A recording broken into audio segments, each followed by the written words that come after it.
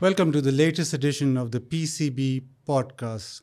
I'm your host, Bazid Khan, this time around, and we've got two very special guests, Shan Masood, captain Pakistan Test Team, and the head coach, Jason Gillespie of the Pakistan Test Team. Jason, start with you. Straight away, the combination of the captain and coach is so essential in any sport, especially in cricket. Now, what do you see your relationship going forward, and how do you want to build on it? Yeah, well, I think it's vitally important. Having only met Shan the last couple of days, we've been communicating a lot over the phone and talking about our philosophies and how we see the Pakistan Test side going forward. There's a lot of synergy, a lot of similar thoughts and ideas, and I think I can see that going forward into how we want to play, the style of cricket we'd like to play. Shan spoke to the boys in a bit of detail last night about how he sees our team, areas for us to address and improve, which was fantastic, and we're certainly well aligned. But we wanted some input from the players as well. We want all buy-in. Certainly as coach, I didn't want to come in and just say this is how we have to play. We need it to be an inclusive process. Which I think we are doing right now, and it's very heartening to listen to the boys chat. Shan's been fantastic in communicating his thoughts. So look, all very positive. Yeah, Shan, bit different for you because Jason is just coming in fresh. It's a new experience for him to come to the Pakistani culture. What would you sort of give your feedback to Jason, and what would your philosophy be as a captain going forward? I think we're very lucky that we've got a coach that's, as a player, he's been there, he's done it all, he's won things, a great record as coach and as a player. We used to watch that Australian team. They used to haunt us back in the day. They used to make us cry because we weren't that big. We were little boys and wanting Pakistan to win, and then Australia would beat Pakistan in crucial knockout games, and he would be a part of them. But having seen someone like that, and then obviously following his record as coach, I've been fortunate enough that over the last 2 years, I've been at a place where we share a common home away from home, which is in Yorkshire, and Jason's loved in that part of the world. The players that currently but he play strategically left before you came. Yeah, I've been fortunate over there, even right now with Otis. But the stories we hear about Jason, he's a bit of a hero over there, and the players have nothing but positive things to say. So I think starting off on a common place helps, and then again, like when he's come here. We've thought that, we've connected, we've been speaking for a while now. It's been a few months, and it feels like we're on the same page, and it's an exciting chapter in Pakistan's cricket where I feel that we've got two world-class coaches coming into our red ball and white ball setups, and we're very excited about where they can take us with their experience as players and as coaches, and I think that's very important, where your coaches are people that have gone through the process as players and have done it all, have achieved sort of top status as players. So we see both Jason and Gary in that mold. Yeah, absolutely. It's split coaching. Now, the biggest factor nowadays is actually the scheduling. So much cricket being played, so many players play all around the world. Now, as a test team captain, availability and then obviously rotation, how will that go about? How will then the communication go through to the players, especially the three format players? I think the most exciting thing for us is that we're playing 9 test matches in the space of 4 or 5 months. That doesn't happen in a year. A good year would be 7 test matches. There'll be years where we only play 5 test matches or 6 test matches. So playing 9 test matches in a row is what everyone's looking forward to, 7 of them being at home. Yes, there are certain all-format players, especially fast bowlers, where you have to manage their workload. Like we had with Shaheen in Australia, he played 2 test matches on the bounce, and we had to rest him for the 3rd one because there was a heavy schedule coming up for him as a player. So we'll keep looking at that. But the exciting stuff is that in our current squad, we've got 6 exciting fast bowlers. All 6 of them can make a claim in the playing 11, and all 6 offer something different. And wherever someone is required, and it can allow us to rest one of our premier bowlers, I think we'll be in good stead, and that'll give experience to the ones that haven't played. But we're equally confident that the ones that step in, like the new guys like Khurram Shahzad, Mir Hamza, or Muhammad Ali, even Amir Jamal, to an extent, when they can step in with Shaheen, Naseem, or even if one of them isn't available, I think they all offer something that can win Pakistan games and pick those crucial 20 wickets. Yeah, I'll touch upon that 6 fast bowls in your squad. We'll have a discussion on that later. But generally, Jason, 3 formats, lots of leagues, everything cash-centered now. Players obviously want to earn more. How challenging is that? And also, does that have an effect on the overall quality of Test match cricket? Can that be preserved? Is there a space for Test match cricket in all this cricket being played all throughout the world? Yeah, there's certainly a space for Test match cricket. And yeah, look, there are challenges. There's no question of that. We want to find the balance between representing Pakistan, but also we certainly don't want to deny players opportunities for experiences. Yes, there's financial incentives for players to go and play overseas. And I know there's been a lot of media discussion in recent times about some decisions that have been made by the PCB on availability of players. Shan touched on it. There's 9 Test matches in the next 4 months. That's just Test cricket. There's domestic cricket. There's white ball cricket in the 50-over format and T20. Not just in Pakistan, all around the world. We've got multi-format players, and we've got to look after them as best we can. The priority is representing Pakistan. And if there are opportunities, and it could come down to case-by-case basis, that if we see an opportunity for a player that it can aid them and help them learn about their game, play better cricket, which will in turn help them be a better cricketer for Pakistan, then we'll certainly look at those opportunities for players. But we're certainly not going to be in a position where we will compromise the team, whichever format. And yes, I'm only with the Test side. Gary's with the white ball formats. But this is where real communication, clear, consistent communication between all the stakeholders to get the best out of every individual player and what's best for Pakistan cricket. And look, sometimes there'll be decisions made that may not be overly popular, but that's why we're in these positions, to make those calls. But please understand that they're always in the best interest of Pakistan cricket and the individual players. I promise, Jason, that I'll be kind. So, Shan, this question to you. Thank you. There's a perception, well, not a perception, but there's a fact that there's a widening gap between sort of Australia, India, maybe New Zealand. Teams are in Test match cricket. Pakistan hasn't won recently, especially hasn't won home series for quite a while now. Where do you think those teams are ahead of us, and how can we catch up, and why are they ahead of us? I think you have to look at the bigger picture in terms of that. And I've been a part of that setup. So I thought that when Misbah-ul Haq, Yunus Khan, they left Test cricket together, there was a time where, at least when we played in the UAE, we dominated teams over there. We were decent abroad as well, always did well in England. We also had the number 1 position for a while in Test cricket. I thought that gap was huge. Once that happened, we had change of captains, but Test cricket wasn't as frequent, in my opinion. If you look at the big nations, the Australias, the Indias, the Englands, they play about 10 to 15 Test matches a year. So I think in Test cricket, which is the ultimate sort of challenge in the game, the most challenging format, you have to be familiar with certain things. Yes, we've come back home, but we've come back home since 2019, whereas other teams have been playing for quite a while in their home soils. We still have to decide what our best way to go at home is.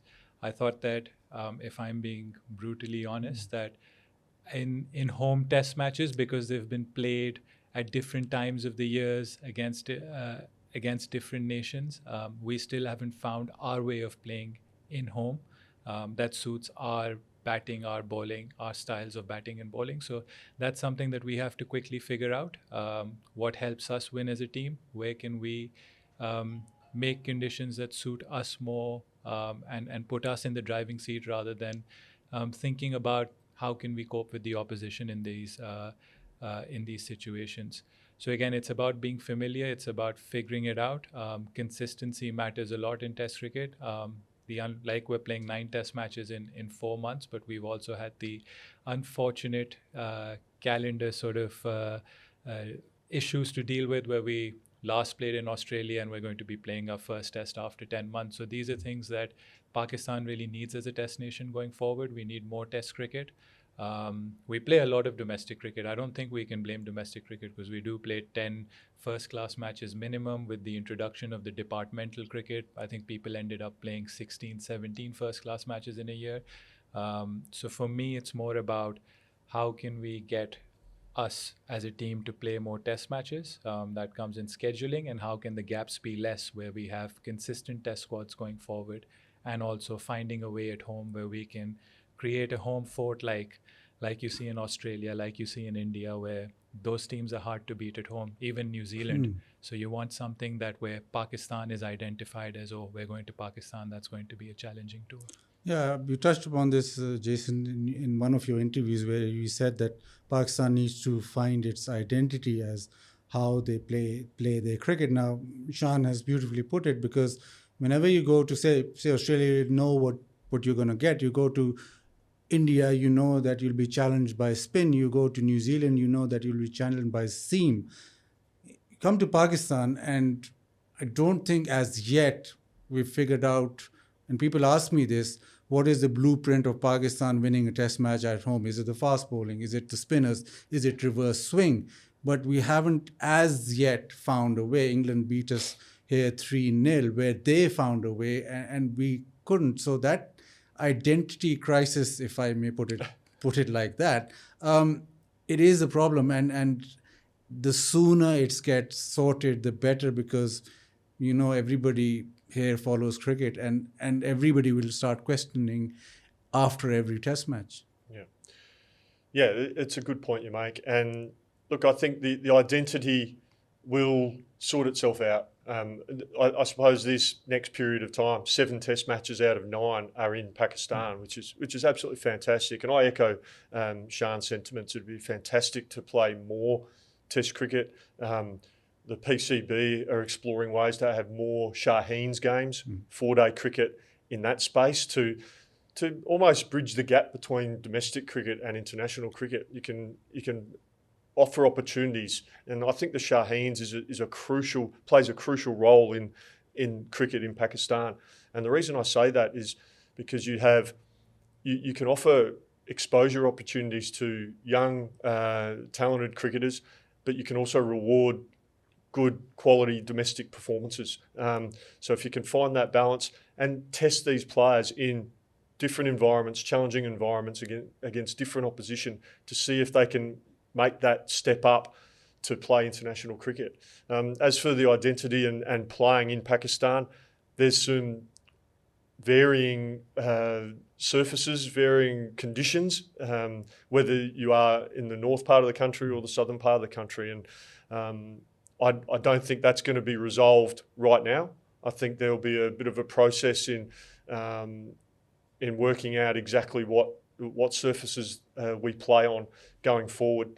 But I think I firmly believe we've got all bases covered in what we need, whether it's fast bowling, whether it's slower bowling, playing on faster, bouncier tracks that offer a little bit more assistance to seamers, whether we play on surfaces that are a little bit lower and slower that may be out of our control just based on the surfaces and the conditions in that particular venue. So I think we need to be flexible, we need to be adaptable, but we'll certainly have a basic blueprint on how we want to go about our game. As Jason just touched upon the pitches, and recently Pakistan just hired a chief curator to do exactly that and make sure that you've got better pitches to play on. The pitches that we played on last season, they were supposed to be slow and batting pitches work in Pakistan's favor, but they didn't. My personal feeling is that Pakistan are better side on pitches that offer a little rather than flat pitches. But would you want to see bouncier pitches or pitches where the ball comes onto the bat a little bit more and more supportive for your fast bowlers? I think over the last 4 years since I came back in 2019 and we toured Senna, we played away most of the times. We played South Africa, England, New Zealand and Australia. And we just recently went to Australia. I think there's enough evidence there to say that yes, there is a lack in terms of experience in how to finish test matches. But if you look at all those tours, sometimes the results are more flattering than what the actual picture is. We've been pretty competitive, and especially the bowling side, and there've been a lot of positives in the batting side as well. And I just look to Australia this year when we played apart from Sydney, which were completely different conditions.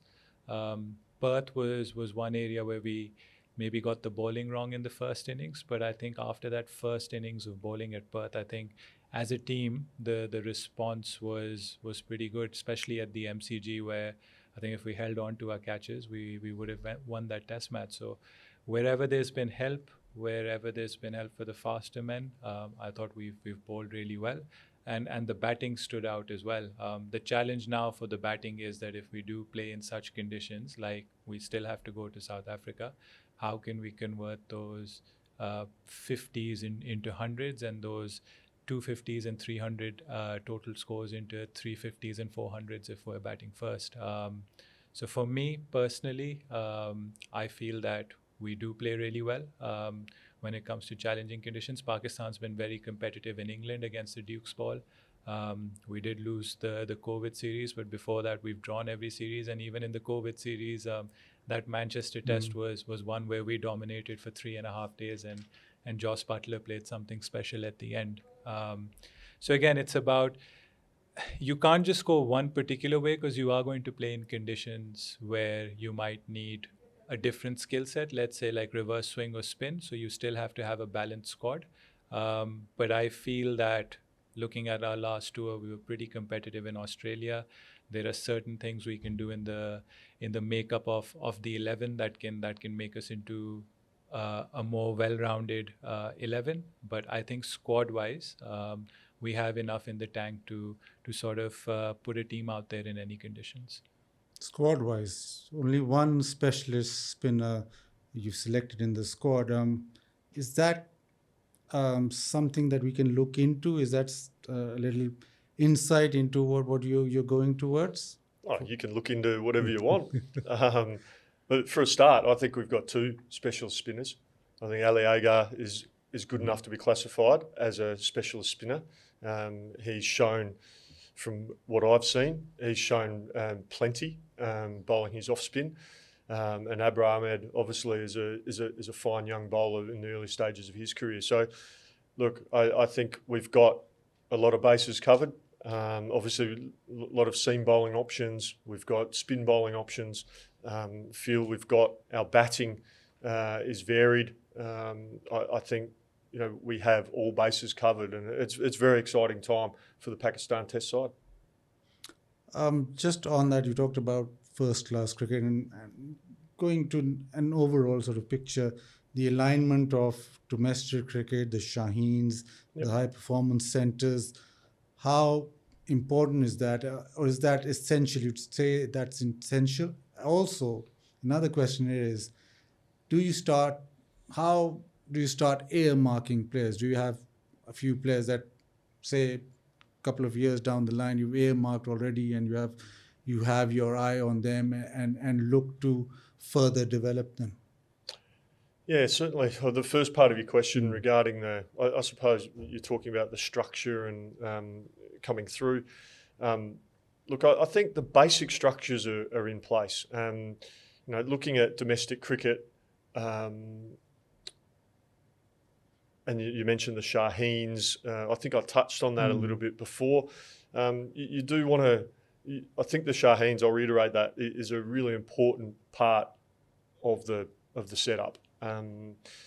And I think giving exposure to players in that space, I think is really important. You talk about earmarking players. That's the environment that you want to, if you identify a player that you think, okay, they may not have the results on the board now at that lower level, but there's something that the coaches, something that the talent spotters, the selectors have seen that could transfer into international cricket. The Shaheens is the perfect opportunity to maybe give that player a stretch opportunity, something that might be a little bit more than they can handle, but you almost want to see how they go and give them a go in that environment.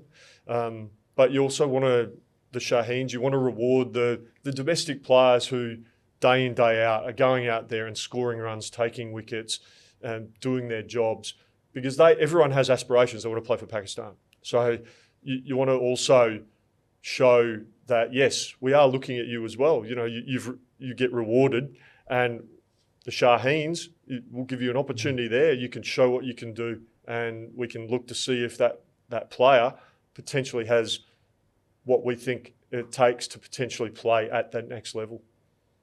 Consistency of selection, Shan, it's always been an issue in Pakistan.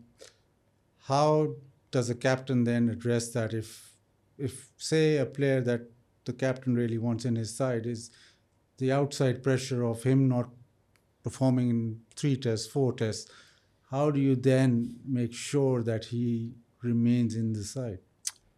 I think selection is the hardest part of the job, and I can imagine that being the same for the coach and the selectors as well. It's not easy, trimming down thousands of cricketers into 17. Nobody's perfect, so you're never going to make a perfect decision. But there should be a method and there should be a purpose, and the purpose is to make Pakistan a really good test cricket team, compete against, like we've said, the Australias, the Englands and the Indias, play World Test Championship finals. So for me, consistency matters a lot, and I think that's something me and Jason have touched on, and there can be a lot of metrics or measurables that you can vary. I think you have to understand where the player's at, what the team requires.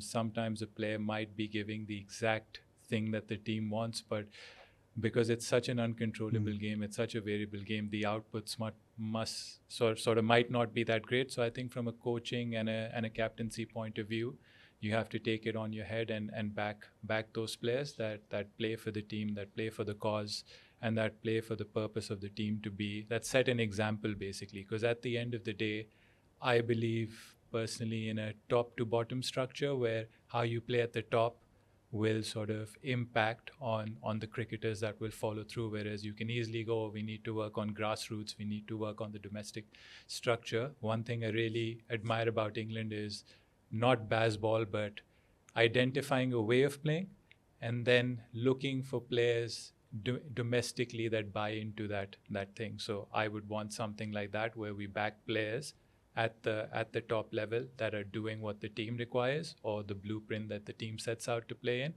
And if we have to back them for as many games, knowing that they're putting in the right stuff, they've got their intentions in the right place, then from me personally, the backing will always be there. He's answered a couple of questions there. Fear of failure is a huge part, especially in our part of the world. The fear of not being able to perform and then being dropped, fear of being dropped as well. How does a coach then make sure that he gets the best out of his players when he is following the team's brief? Yeah, look, it's a great question. And look, from my perspective, I'll echo Shan's sentiments. It's if a player's buying in and he's doing exactly what is asked of from the team perspective, look, the game can be hit and miss at times. It is one of those games. But if players are buying in, they'll have the backing, they'll have the support. Look, I'm a realist. There has been a lot of instability in recent times. There's been a lot of turnover, a lot of change in personnel on and off the field.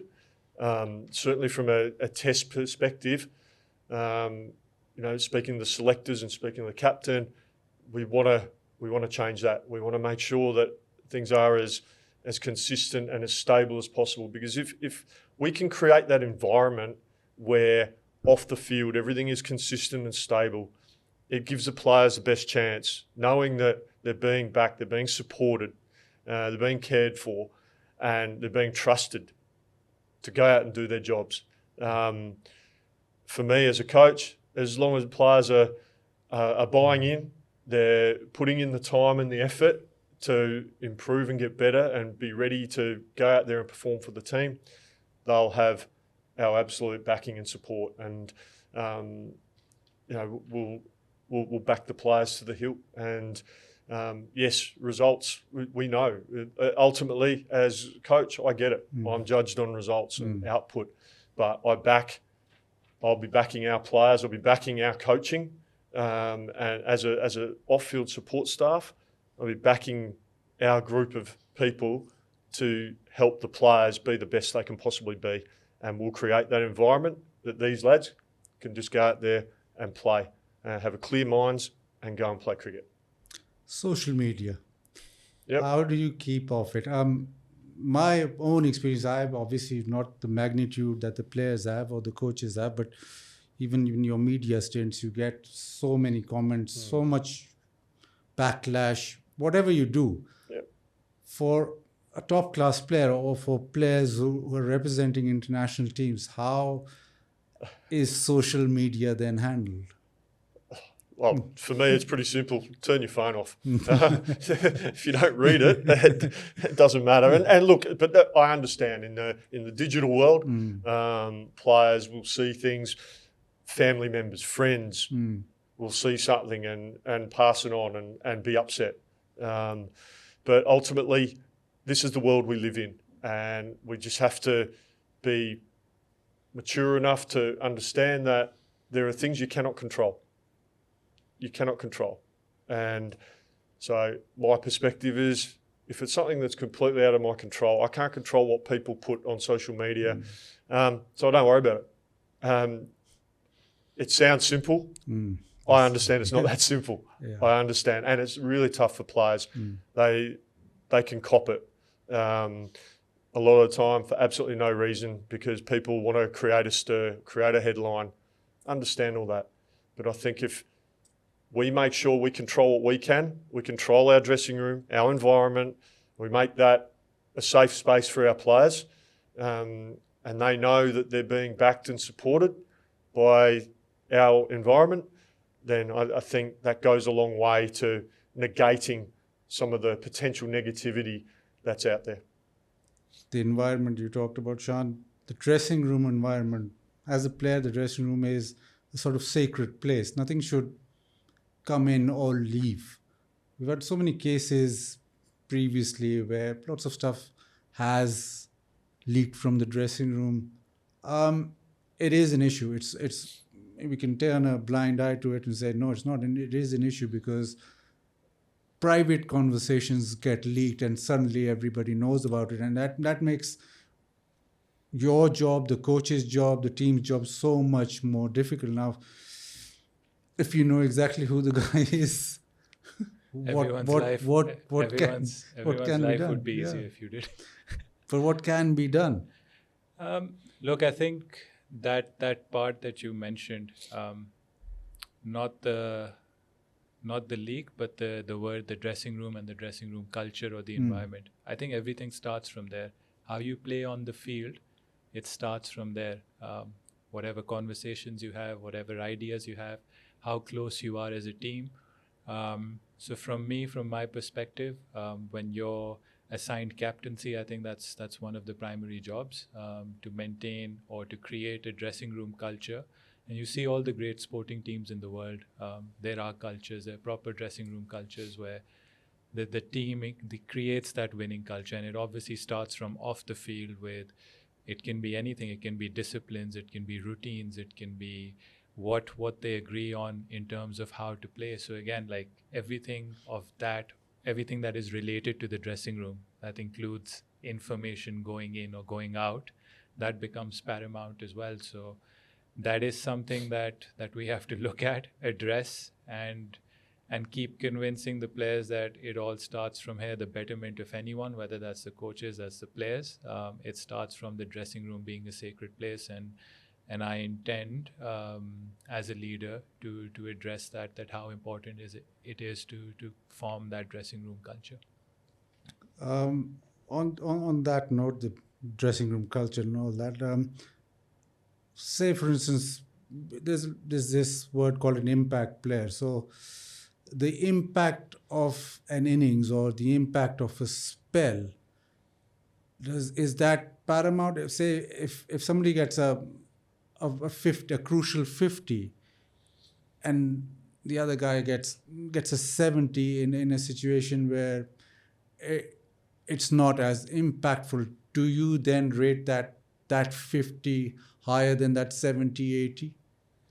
I think it comes whatever the context of the game is, and does it align with the game plan and the strategy of how we're playing the game.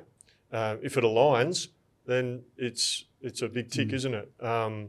We certainly don't want players not adhering to the strategy of the game plan of how we're going about things. And I don't expect us to have any issues with that. I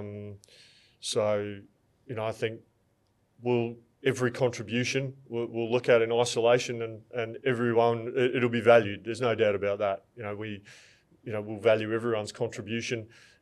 Some people will get the spoils where it's hundreds or fifers, but certainly as a coach, all the little things add up, mate. It might be a really good spell into the breeze, that helps a teammate at the other end get a couple of wickets. It might be some really good dive stops in the field that prevents runs and keeps someone at one end, and then we end up getting that wicket.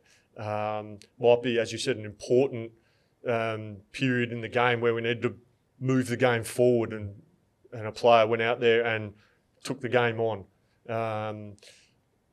They're just some examples, and they will be, those moments in our environment will be celebrated for sure and acknowledged, because that's what good teams do.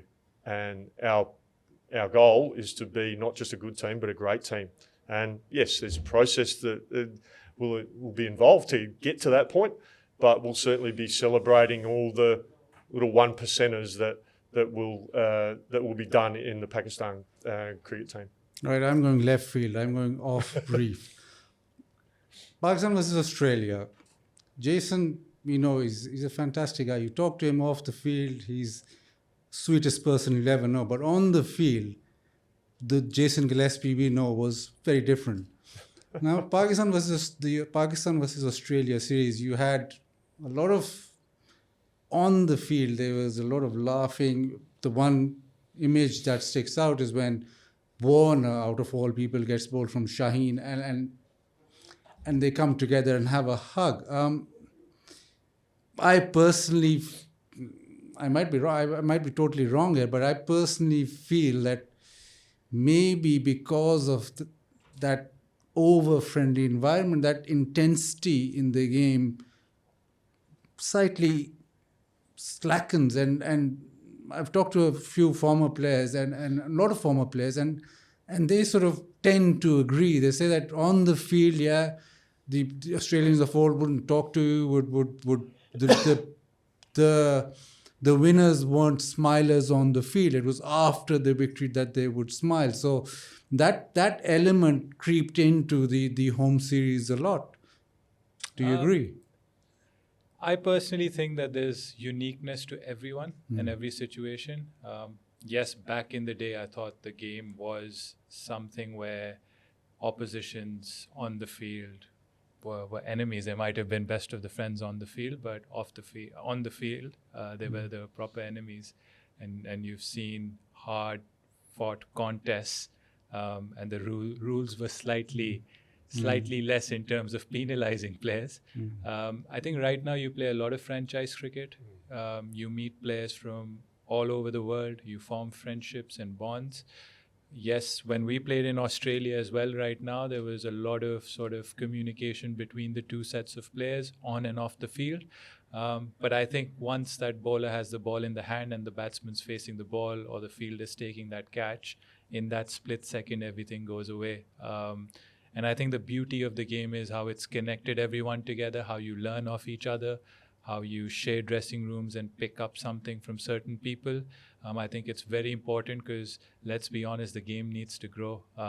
Certain formats of the game also, like we say, Test cricket has been sort of a dying format or certain things about that. But you want the connections to be there to learn how to play better Test cricket, more Test cricket.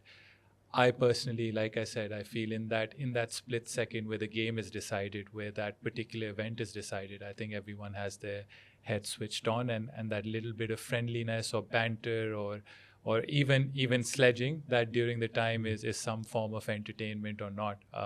Personally, when I'm on the field, I love talking. There have been certain people that don't give me anything, and I'm like, okay, he's grumpy today, leave him alone.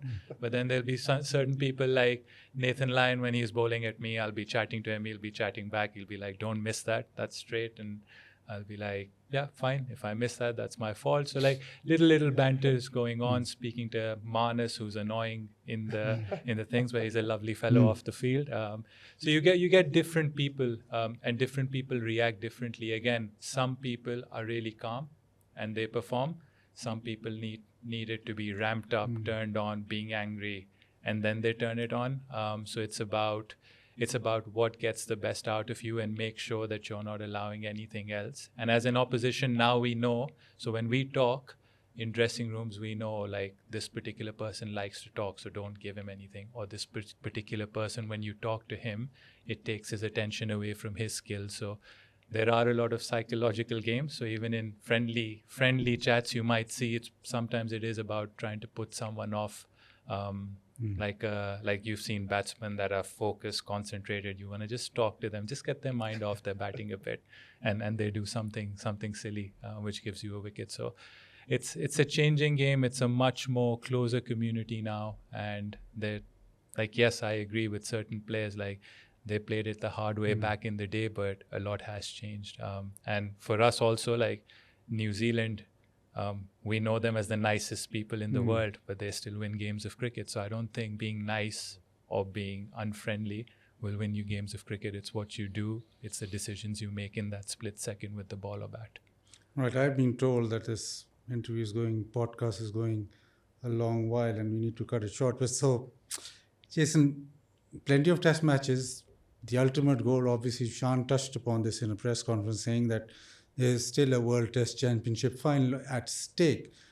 21st August, Pakistan team plays Bangladesh the first day. What can we expect from the Pakistan team? How will they play Test match cricket?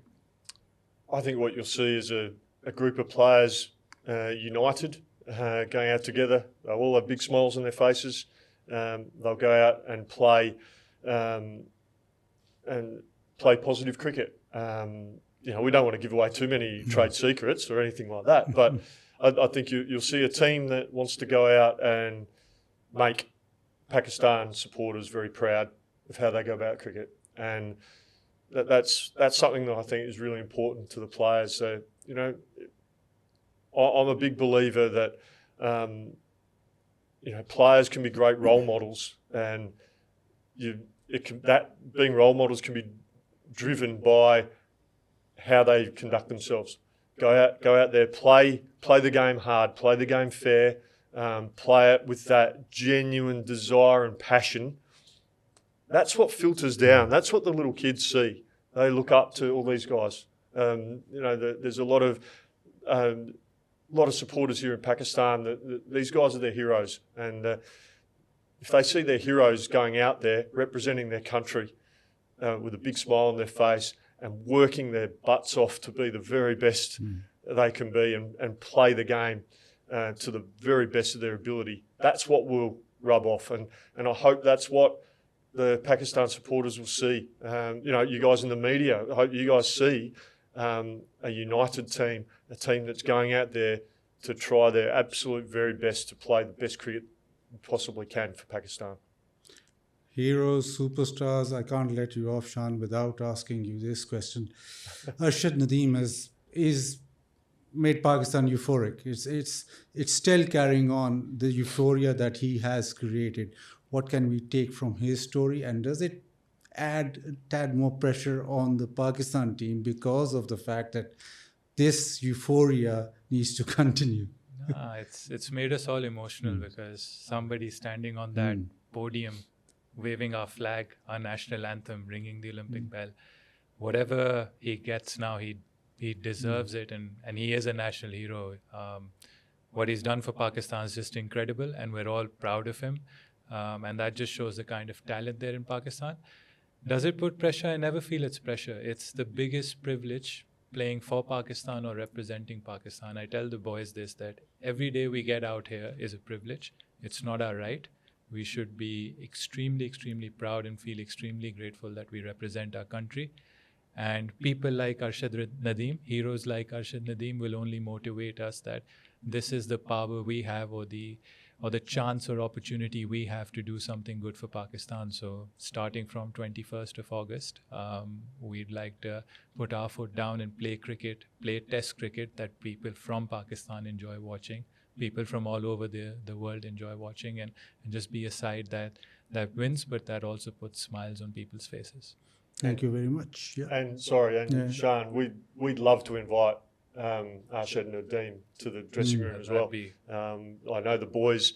I saw all the Shaheen boys. It was on social media, them cheering him on when he was, throwing that javelin. And I know all the. We should do a pep talk. Yeah, do a pep talk for the boys. It'd be brilliant. And I think a bit of Olympic fever. It's as Shan said, it was a wonderful moment. And there's an open invitation if he wants to come and with his gold medal. He's got to bring his gold medal. And his javelin. And his javelin. Perfect. Yeah. Yeah. Thank you very much, Shan. Thank you very much, Jason. It's been a privilege talking to you guys, and hopefully your journey now begins. This is just a preview, and now from the 21st onwards, we're hoping to see you guys at Lord's. Thank you. Thank you.